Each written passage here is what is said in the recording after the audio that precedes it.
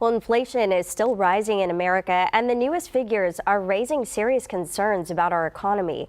Researchers at Bank of America now predict what they call a mild recession beginning later this year. Nancy Chen has the inflation numbers.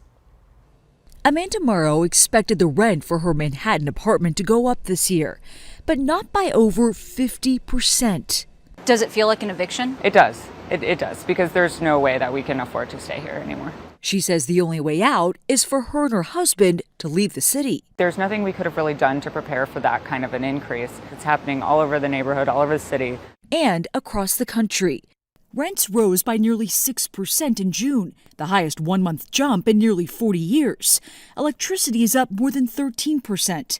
Food prices are also sky high, with groceries costing families 12% more than last year. CBS News business analyst Jill Schlesinger. All of those categories eat up so much of a family's budget that it just does not leave a lot of extra for anyone to feel comfortable in this kind of an economy. In a statement Wednesday, President Biden called the inflation numbers unacceptably high, but added the figures were out of date given the recent drop in gas prices.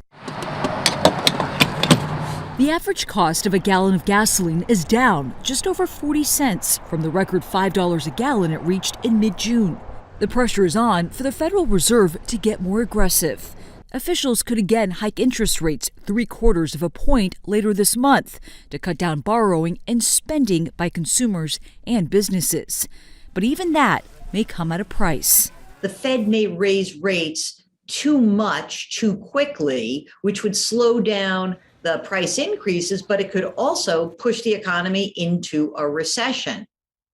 And it's not just the U.S. Inflation has spiked overseas as well. In fact, the U.S. dollar and the euro are equal for the first time in 2 decades. The shift, while good for U.S. importers, is bad for exporters. Nancy Chen, CBS News, New York.